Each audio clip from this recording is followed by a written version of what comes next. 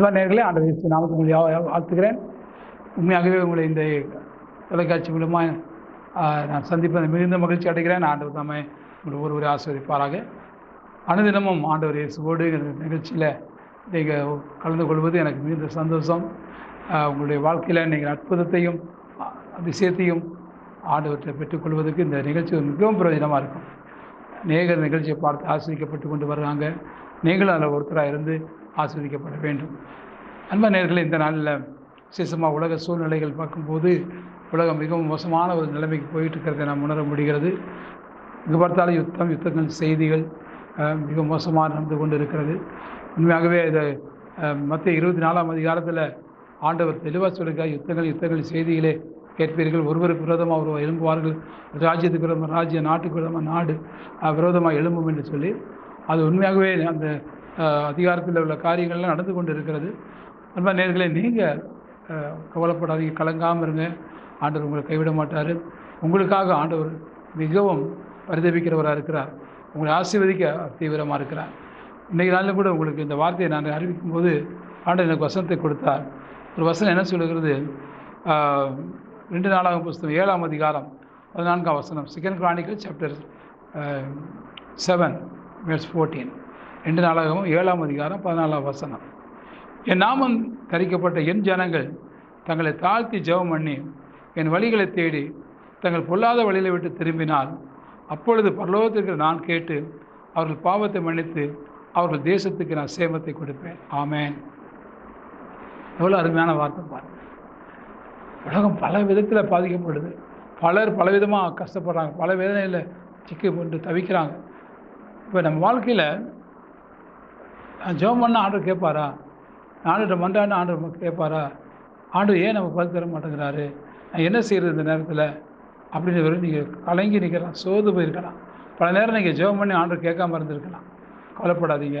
Bible என்ன சொல்லுதுன்னா, என் நாமம் தரிக்கப்பட்ட என் ஜனங்கள், அவன் நாமம் தரிக்கப்பட்டவரெலாம் நீங்கள் இருக்கணும். இயேசப்பா பிள்ளையாக நீங்கள் இருக்கணும். முதல்ல நீங்கள் உங்களை தாழ்த்தணும். ஆண்டவர் முதலாவது அவர் பேரை உங்களுக்கு இருக்கணும். ஒவ்வொரு பிள்ளையாக நீங்கள் இருக்கணும்.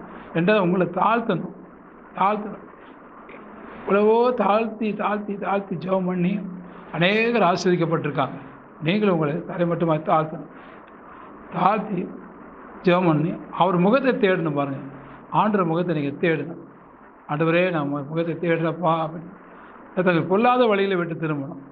ஏதாவது தவறான வழிகள், தேவையில்லாத வழிகள், பாவ வழிகள் இருந்தால் அந்த வழியில் விட்டு நீங்கள் மனம் திரும்பணும். குடிக்கிறவங்களா நீங்கள் இருக்கலாம், ஒருவேளை கொலை செய்கிறவங்களா, ஒருவேளை வட்டி வாங்குறவங்களா, ஒருவேளை பலவிதமான பாவ காரியம் குலத்தில் இருக்குது மனுஷன் வாழ்கிறதுக்கு. அது இருந்தால் அதை விட்டு நீங்கள் மனம் திரும்பி ஆண்டவர் சொல்கிறார், பரலோகத்தில் இருக்கிற நான் திரும்பினான், பரலோகத்தில் நான் அவர் பாவத்தை மன்னித்து அவர்கள் தேசத்துக்கு சேமத்தை கொடுப்பேன். நீங்கள் மனம் திரும்பும் போதே உடனே ஆண்டவர் என்ன செய்கிறாரு? மனம் இறங்கிறார். அது சொல்கிறார் பாருங்கள், அவர்கள் பாவத்தை விட்டு வழியில் விட்டு மனம் திரும்பினால் பரலோகத்தில் இருக்கிற நான் அவர்களை கேட்டு அவர் பாவத்தை மன்னித்து அவர்களுக்கு சேமத்தை கொடுப்பேன். நம்ம தேசத்துக்கு சேமத்தை கொடுப்பார்.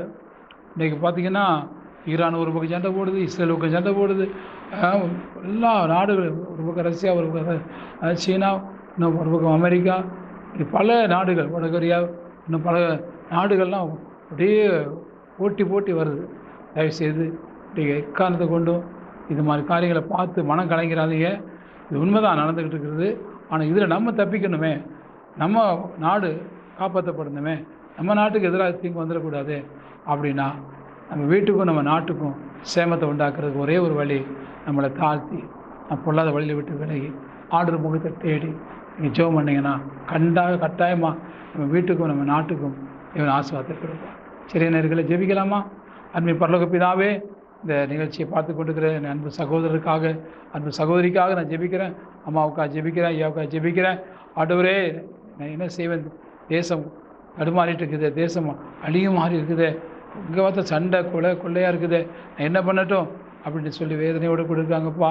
தேவனே, எங்கள் நாட்டுக்கும் எங்கள் வீட்டுக்கும் சேமத்தை கொடுக்குற தேவன் கிருபையாக இறங்கி எங்கள் பாவங்களை மன்னித்து, குற்றங்களை மன்னித்து, குறைகளை மன்னித்து எங்கள் நாட்டுக்கு வீட்டுக்கு சேமத்தை கொடுங்கப்பா. இதை பார்த்து கொடுக்குற மக்களுடைய கண்ணீரை தொடங்கி வியாதியை சுகமாக்குங்க. கடன் பிரச்சனை மாறட்டும், வேலை கிடைக்கட்டும், ஆண்டவரே திருமண காரியங்கள் ஒழுங்காகட்டும். ஆண்டவருடைய பிள்ளைகளுக்கு அற்புதங்களை செய்து நாமத்தை மயப்படுத்தும். இயேசுவின் நாமத்தில் ஜெபிக்கிற நல்ல பிதா, ஆமென் ஆமென். ஆத்துமாவே கர்த்தரை ஸ்தோத்திரி, நம்முடைய உள்ள மேற்பட்ட ஸ்தோத்திரி.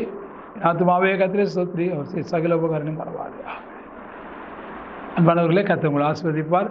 கவலைப்படாதீங்க. இந்த நாள் முழுசும் ஆண்டவர்களோடு கொடுப்பாராக. ஆமென்.